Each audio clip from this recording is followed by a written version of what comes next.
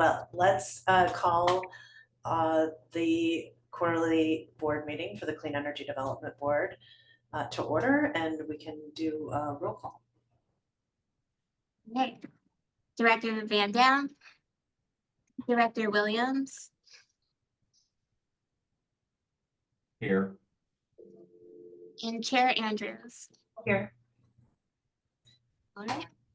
So since we don't have a quorum, we'll skip the minutes and the resolution until hopefully we do have a quorum, and proceed to the Missouri Initiative Overview agenda item, if that's okay with folks.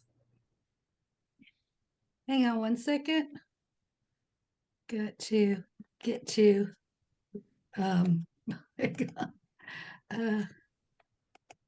there we go. Josh was going to present an overview of what the Missouri Energy Initiative is and what we do. Josh, do you want to take over here? Sure. I know some of you know, but at least once a year, we like to make sure that the board and those who are participating understand it. MEI, as the administrator of the CEDB St. Louis Clean Energy District, it's only one of the things that we do. We are a Missouri-based nonprofit made up of energy stakeholders from around the state, interested in both traditional alternative energy, research, education. We work to facilitate growth and understanding to improve energy public policy and improve energy-related economic development. We have utilized our non-PACE related work to benefit PACE over the last 10 years and look to continue to do so as we as an organization and the board specifically see PACE as a way to facilitate and leverage opportunities to improve access to energy efficiency and job growth. We do administer not only this district, but also the St. Louis County District Missouri Energy Savings Program, as well as the statewide Show Me PACE Clean Energy District, which we launched in 2015. Our team really for PACE is just Angela and I. So Angela bears the workload of all of this, so all the joys go to her as well. So any positives, make sure you let her know.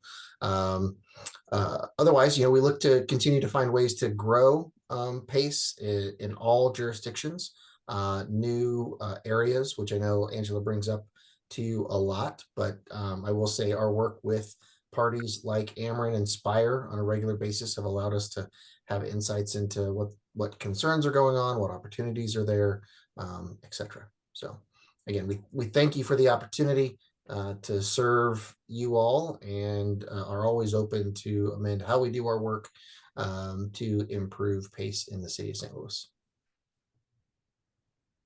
Thank you, Josh. Any questions?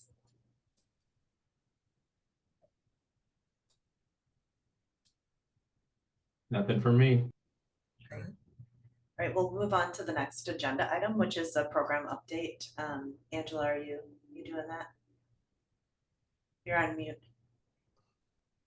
You're right, I am. Thank you. Set the Pace St. Louis program update. Talk about the 2024 collections. This has been an unusual year. We still have a significant number of delinquencies that we are working to recover. We use a third-party collector in St. Louis, and we are going to have that company, Amerinet, send out new invoices to all of those that are late right now, with the penalty added to it, so they can understand that each month they're accruing penalties that they do not pay on time. And then I will follow up with phone calls to the developers. So hopefully next time we meet in August, that number will have gone down significantly. Virtually all of these are first 1 year delinquencies. They missed 2024, the exception being the Shell building, which is 2 years now. But we do have a plan for hopefully bringing some of those funds in. Angela, if I can step in here just for a second, I would want to Sure. note that Angela's comments are not referring to the fact that we are just now sending these, right? So our policy and process is PACE assessments are treated just like any other ad valorem tax. They're due to be postmarked by December 31st at midnight. Anything after that is late, and then accrues a penalty of about 1.5% per month, 18% cap over the year. And third-party collectors are statutorily allowed and practiced throughout the state in a variety of jurisdictions, which allowed us to use a Marinat, which this board approved, which lowers the cost of to the property owner and increases the flexibility to remediate these late payments, both on behalf of the capital provider and the property owner. As Angela mentioned, there are a lot of first-time delinquencies. Number one. Number two is our normal process is when there's a delinquency, we make contact with the property owner to identify if there's any concerns or issues, anything we can help facilitate to solve a problem. We also communicate with the senior mortgage lender. As you may recall, this district requires a senior lender, mortgage lender consent.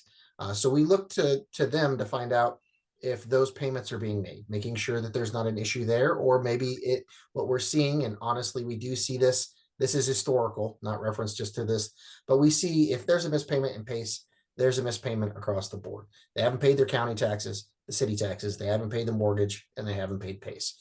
So it's a holistic issue that we're trying to address.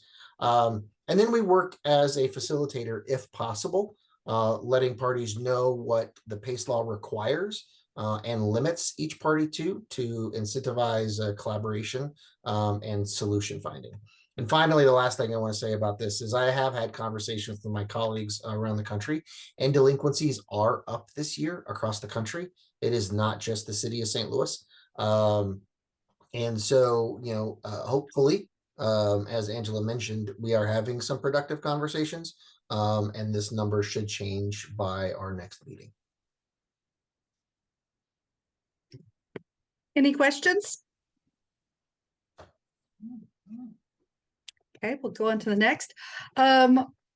We still have a decent opportunity pipeline. Applications are slowing a little bit right now, but we have 11 projects total that are worth $107 million in PACE financing. 4 of them are market driven, meaning that the actual building owner came to us and said, I'd like to look at doing either renewable energy or energy efficiency upgrade or both. And 7 of them are lender driven. So it's a PACE approved PACE lender that has a project that they are working through their due diligence with, but they've notified us that, this is on their drawing board, and they make sure that it passes all of their requirements before they actually turn in an application. So we do have a fair number of projects that we're looking at across the city. There is a variety of types of buildings. For a while there, we were getting a lot of multifamily, and now we're getting a little bit more of a spread, I think. Any questions on the pipeline? No? This is go ahead. Sorry, I do have a question. For the market-driven projects, are those new developments, like new construction or major renovations? Are those like smaller projects might be driven by the building energy performance standard? All 4 of them are existing buildings that the owner of the building is wanting to do upgrades to the building.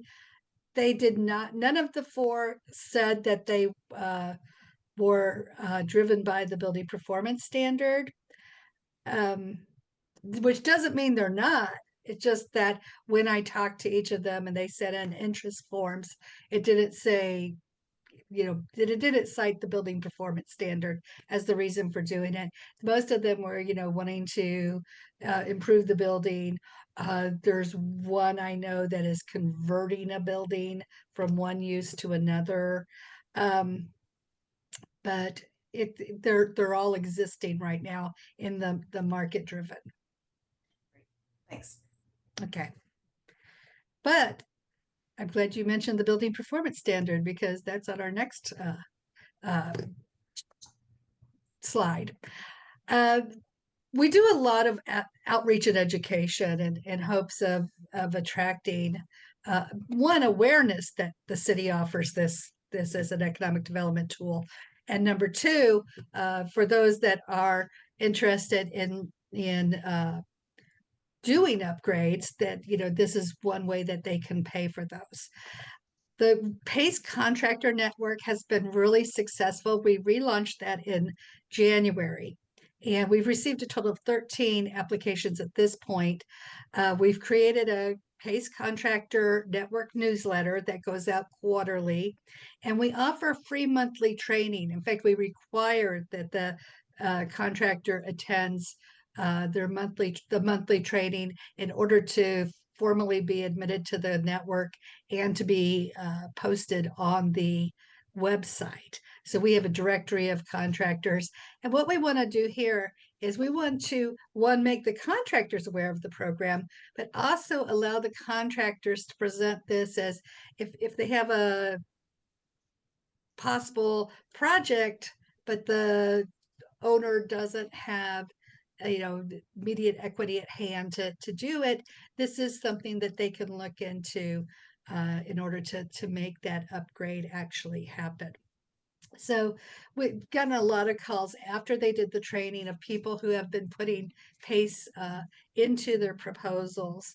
And, if, this might be one way you can fund this project if you need outside financing. So that's very promising here. MEPS, we do three. The Missouri Energy Initiative, I should say, not we, but the Missouri Energy Initiative, Josh and the rest of his team does do 3 energy policy sessions each year. And we just had the first of the year, which was held in Columbia, Missouri, on April 23rd and 24th. And that covered energy efficiency and renewable energy policy. Josh, do you want to talk a little bit how that went? Sure. Yeah. So as Angela mentioned, we have 3 of these conferences. This particular one was on efficiency and renewable energy. We had about 125 people there in person and another 30 there virtually, allowing folks around the region and the state to participate. There is always at least one dedicated session on PACE. This particular one, we had Bernhard, an engineering firm based out of there in St. Louis, talk about PACE in general, their experience with it, how they've dealt with their clients, talk about some case studies. And in Columbia, Missouri, which is where it was held, had a hotel that had 2 PACE assessments on it, so a phase 1 and a phase 2. So we did a tour of that facility as well, where we had about 20 participants go through the tour. There was a lot of good questions, a lot of engagement, and a lot of interest in the tour as well. So I thought that went well overall. The next, there's going to be MEPS on infrastructure in August in Kansas City. And then we have the energy policy session in St. Louis, I believe in December. So hopefully, I'm sorry? Economic development is the economic development. They're all policy, aren't they? But economic development in December, and I hope you all be able to attend that one because it should be a good turnout.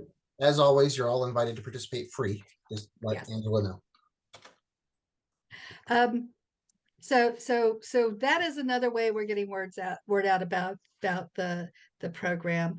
But right now, one of the most exciting opportunities is this month was the deadline for compliance plans.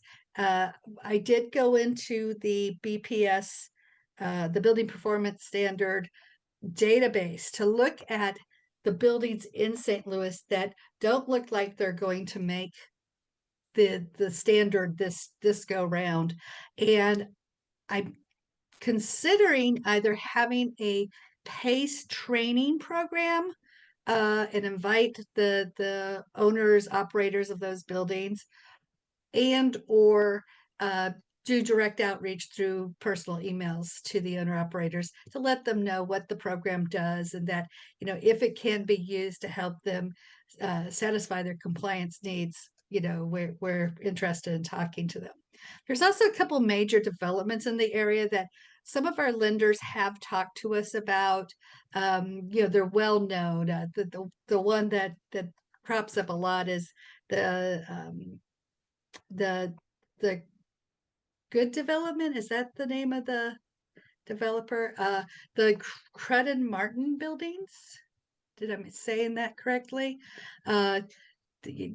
These major developments that are on the drawing boards still. PACE is available to assist them with, you know, completion of those plans also. The nice thing about PACE is it's a total financing mechanism, so it can help with the soft and the hard costs. So, you know, whatever we need to do in order to make sure that these buildings are as optimized as possible, we want to help them as long as they qualify, of course. So if you all have any ideas or any thoughts or anything that you think we should be doing that we're not doing, we're open to, you know, we want to hear that. So with regard to the building performance standard, is there something we should be doing? And when I say we, I mean me, that I'm not doing that you think I should be, because I'm open to that. Any comments? Yeah, this is Ian. Are you doing so you said, are you doing individual outreach to some of these developers to kind of like specifically let them know more? Because I think one of the interesting things about obviously St. Louis is we don't have necessarily a massive pool of people who are doing these major projects. So there is an opportunity to like really kind of engage them on a more individual level to kind of just inform them and show them everything that's going on and get them connected properly. I do when we and I know Josh also does it when we meet someone who has questions about PACE, or we hear about something that might be PACE related, we do send introductory emails. Do you think we should be doing more than that, Ian? Director Williams? I think it depends, and really this is more a question than an assertion that it just kind of depends on what kind of relationship you want to have with this. Is it something where you don't necessarily want to be getting actively involved with them and you just want to be there when they're ready to come to you, or do you want to take a more active stance in this? And what is the culture of this of PACE with these commercial developers? I think that's really more of a question than maybe an answer. I always introduce PACE as a public-private partnership. When you think of a triangle, and the triangle being the building owner operator, the private capital provider, and then the community that passed the ordinance that facilitates recording the assessment contract. Then there's what we do at MEI. We are the liaison for all those three parts. So for instance, we do not want to become involved in negotiating terms of financing, because that's not our role. But wherever we can facilitate communications and verify eligibility, because that's the most important thing. We have to make sure that what's coming through does meet the requirements of the Missouri PACE Act. That's kind of our role. But in answering questions and educating, that's got to be part of our role, right? So I agree with you that outreach for the purpose of education, we could be maybe doing more of that. Well, like I said, I mean, it's not like we have thousands of people doing major projects, and really that is the scope of what PACE is now, since it's kind of shifted. I think that maybe there is an opportunity for us to more specifically and actively engage these major decision makers from the development side and let them know that these are options on the table. And I don't know what that looks like, but I would imagine, and this is just more maybe my assertion is I just don't think that this is going to happen effectively from an email, and it might not happen very well from a Zoom meeting. So Mhm. then those are the challenges. Those are the limitations. Yeah, it's difficult. It's difficult to be on site because very often on site means the development site. Yeah. And if I start Um, hanging out at, Yep. warehouses on the waterfront, Absolutely. I know. they might wonder. A couple people have their Peter? hands Yeah. raised. Peter, you want to go first? Yeah, sure. So I just kind of wanted to give a little context too about how we engage with some of in the development community at SLDC, and how we will receive inquiries and questions and project applications for other departments in our organization as well that might be seeking incentives, et cetera, that will be fairly close in their capital stack development, but that might have some kind of a gap that they need filled. And we will bring up PACE as one of those economic tools that might be a gap filler for them. And so then we would talk about it a little bit, giving them a little background, and then refer them to MEI for follow-up to see if the project makes sense. We also may receive inquiries, just someone who has an idea at the time and has an interest in energy efficiency, and the same thing. Like I do get projects and inquiries about the program and projects that might be a good fit, and I refer them to MEI, and I would hope that maybe some of those have made it into the pipeline. And so we have some of those discussions here at SLDC as well, but it is, I will admit, somewhat, at least regarding PACE, a little bit reactionary. Like they come to us, we talk about PACE as a potential option, try to see if it makes sense, and then encourage them to reach out to MEI. So, we're at SLDC, we're not necessarily doing any, promotion of PACE in and of itself, but we are having those conversations and keep it in mind as an economic tool as we are talking to developers, just as an FYI. Yeah, thank you for that. Appreciate it. I would Emily, just, Go sorry, ahead. I would just like to add that both Angela and I are also in communication with Katarina at the Office of Building Performance. We have information regarding that policy and the progress of it on the Set the Pace website. And we try and continue that communication to make sure that if someone, wherever the party's searching, that they can find that information out. And we do try and tread lightly as not to, barge down a door right ahead of a policy that's saying, hey, you need to do this to your property, but hey, why don't you use our money? Like, we're trying to work collaboratively with Peter and SLDC, with Katarina at the city, and with other folks to make sure that happens. But Ian, I think at a minimum, what I personally hear you saying, and I agree with, is that there is an opportunity here that we could be more visible, aggressive with, is to make sure that those parties that are dealing with this particular policy understand that there is an opportunity, and at a minimum, making sure that they know it exists, and having that conversation with them, and then allowing them to choose what path they decide to go down. And that's exactly kind of what I was exactly. And because I think as long as there's like 100% visibility, and if all these developers really are aware of it, and they're not enacting to use the PACE program, then we understand that there probably is just a implementation thing that's not connecting the dots between what they're doing and what we're offering, right? Yeah, I mean, and I mean, I will pull back a little bit on the 100% visibility. That is very difficult. But other than that, I will say, what we hear from all these folks is it really just comes down to what their capital stack looks like and the cost of that. And PACE right now at 8%, even with the other attractive leverage points that PACE has, that's hard for a lot of people to get around, and using their own capital or finding shorter term, cheaper capital usually wins out for these sub $1 million projects. That's kind of what we're struggling with right now. Or they're getting done, and that's okay, right? They don't have to use PACE. The idea is that they can get there as easy as possible. And if PACE makes it easier, great. If not, it's okay too. That's our philosophy. Yeah, we want PACE to be a tool they can use, but we never present it as something they have to do or do a hard sell, because every project is different, and this is just something that the city offers as one possibility for their capital stack. But we don't do a hard sell. I do attend CCIM meetings, conferences. I was just thinking of something that I was, the building energy exchange with Malachi. We keep in touch with him.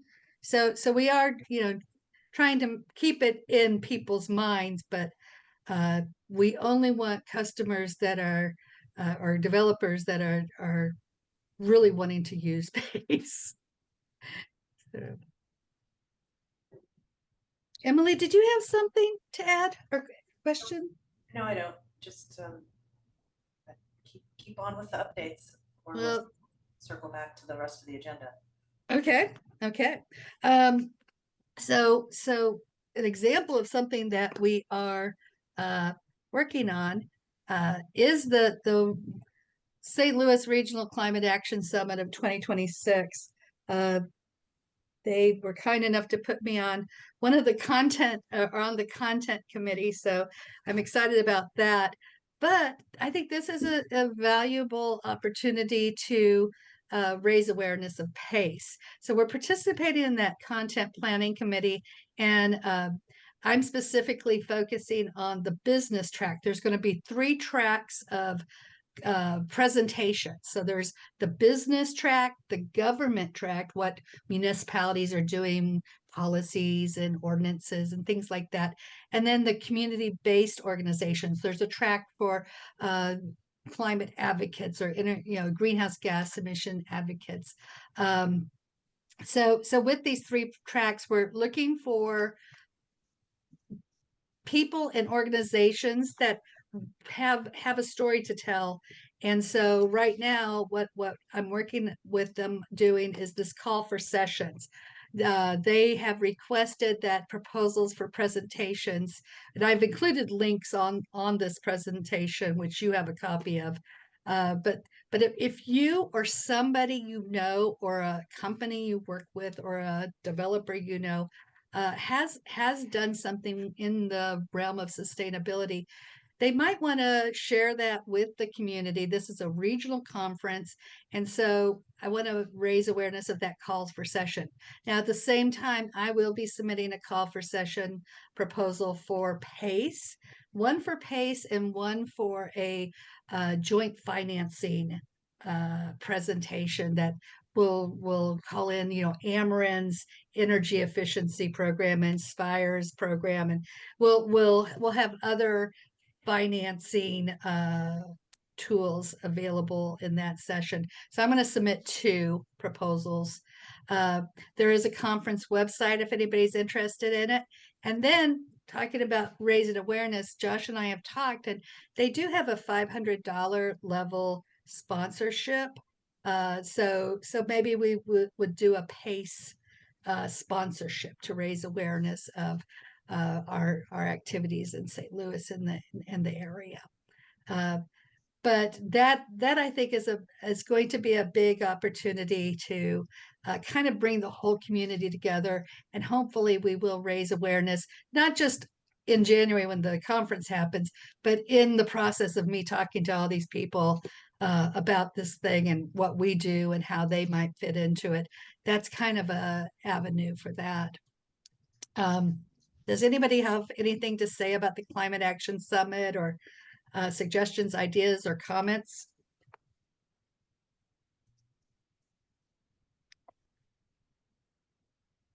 Okay.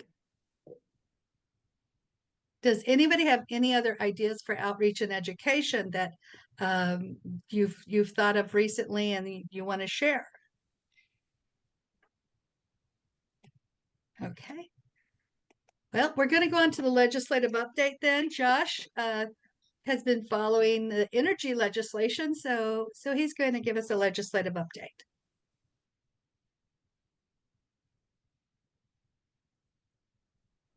At our last meeting, I informed you that there was some PACE legislation that MEI had testified on and worked to amend to improve the commercial side of PACE. Unfortunately, House politics got in the way necessarily. It passed out of committee, but then the committee, the House processes, it goes from a committee to the Rules Committee, and the Rules Committee has to approve it before it goes to the floor. Honestly, that is a way for the speaker and the floor leader to limit the number of bills on the calendar. So the PACE bill was not added to any other legislation, and it was not passed out of Rules Committee. So nothing happened with that legislation. But at a minimum, what we do know is that the changes that we've discussed, which would be to expand to 30, removing residential, improving, possibly there is some talk about adding water and or resiliency to the eligible measures. Those things didn't really meet with a lot of opposition. So over the next 6 months or so, there's just some discussions to have with the Missouri bankers, who again I had talked with before and approved to it and agreed to it. Just talking with them and legislators to see where that stands for possibly a more aggressive tact in 2026. Thanks, Josh.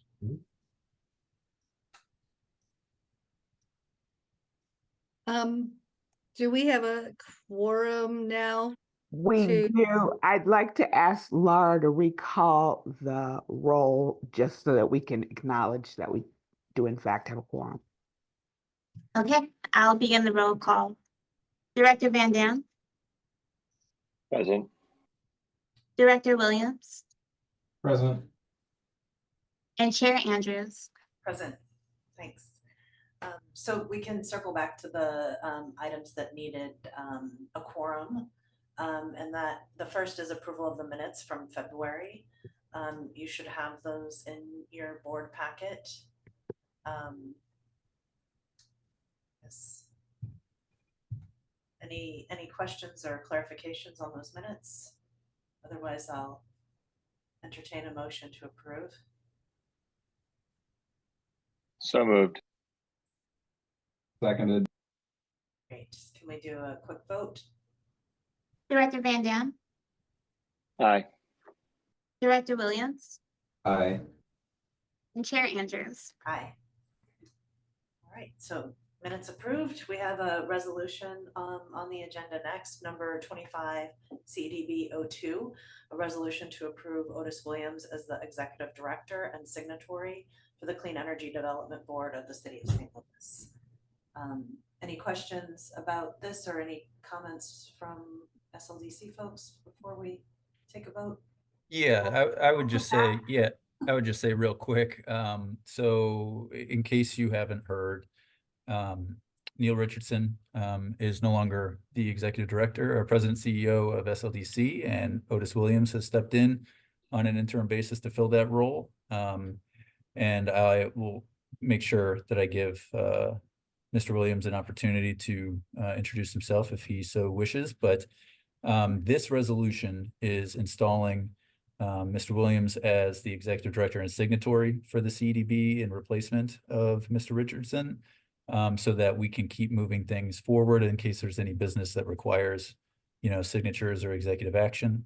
At this time, it is not appointing Mr. Williams as an additional director on the CEDB board, as we evaluate if that makes sense given the interim status of his position here at SLDC and whether or not we want to continue, with other avenues for filling the vacancy on the board. And so that will be discussed, I guess we could discuss it now a little bit if you would like, but it will be kind of discussed in the future, and it wasn't included in this resolution.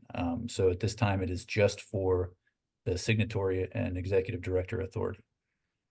So I don't want to steal anything from Mr. Williams if he would like to do any introductions for himself, but just to kind of throw it out there for Director Andrews, who knows that Otis is no is not unfamiliar with the PACE program. He has been involved, before and when he was previously here at SLDC. And so, while he'll have some catching up to do on the changes that have been made on the program since his tenure here, he at least is very aware of how the program works and has some good experience with it. So at this time, if Mr. Williams would like to say a few things, not to put him on the spot if he doesn't want to, but let him introduce himself and open it up for any other questions or discussion. Madam Chair, if I have a moment, I can speak just a couple of moments here. Go for it. Welcome back.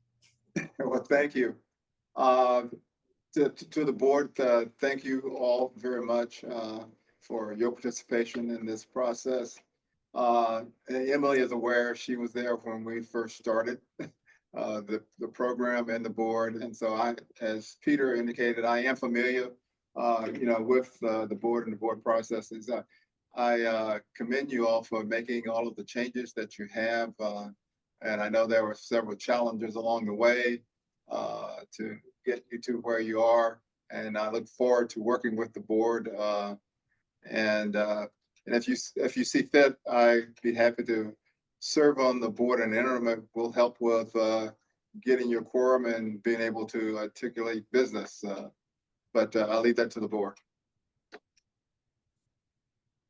Thanks, Otis. We're glad to have you. And actually, if it's okay, I'd like to just take a vote on this resolution, and then we can open the discussion on the board position, if that's okay, because I think the next item is really just an open agenda.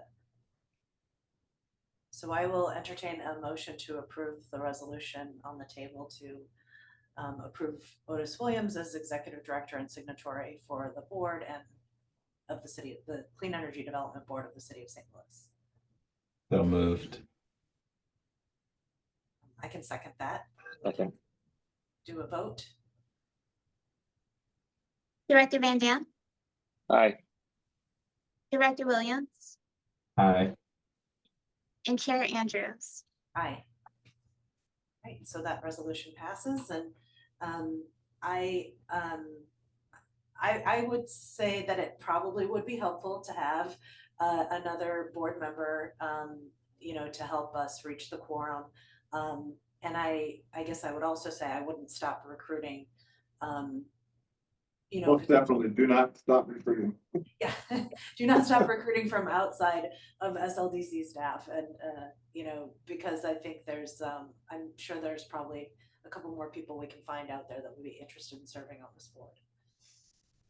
Well, I was surprised, and I just need to be sure that we don't have a member from Spire or Ameren. We do not currently have anyone from Spire or Ameren. It's something Josh and I have kind of put our heads together a few times on this, and come up a little short just in finding someone who lives in the city of St. Louis and is also willing to serve. But I would be willing to go back to both of them to see what we can do. There's been, they're always moving their positions around at both of those companies on the regular, and so you never know when something might open up, or somebody might get into a position where it makes more sense for them to serve on this board.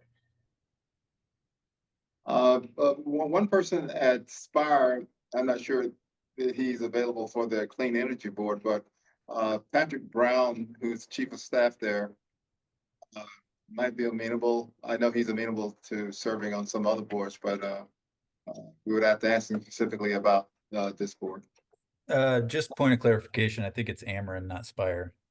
Yeah. Oh, I'm sorry, Ameren, you're right.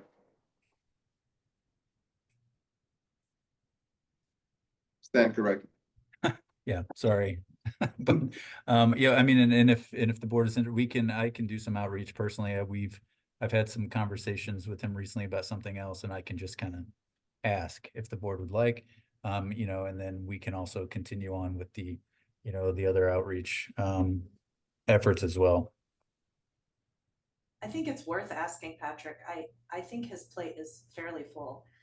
there. As he's taken on even more responsibility recently, I understand, but he may be able to help us find someone. Yeah. That would be a good fit, so. If I may interject, I also, as Emily mentioned, both her and I have reached out to our contacts at Ameren and Spire, and that geography issue does seem to hit us each time. I am aware of at least one, if not more, Spire and Ameren employees that are retired. And if the group is amenable to that, I can reach out to see if they would be interested, rather than an employed Ameren and Spire person.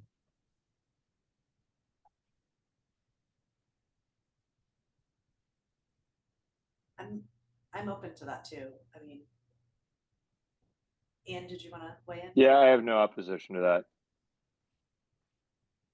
Okay, I can reach out. And obviously I won't make an offer, but I can at least encourage them to do so, point them in the right direction, and then I'll let the board know what we find out. Great.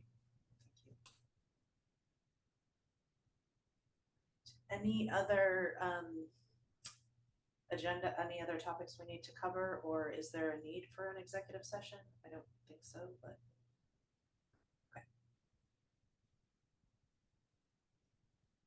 Not from staff. Okay.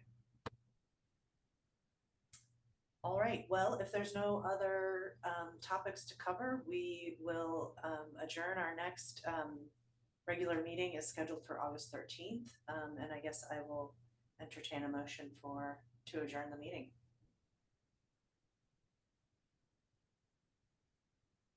Or I will make a motion to adjourn the meeting. Seconded. Second. Great, thank you. And we don't need to take a vote, do we, on that one? Just all in favor. Okay, all in favor, aye. All right, Aye. you're good. Great, well, thanks, everybody. Thank you. Thank you. Have a good one. Thank you. Best of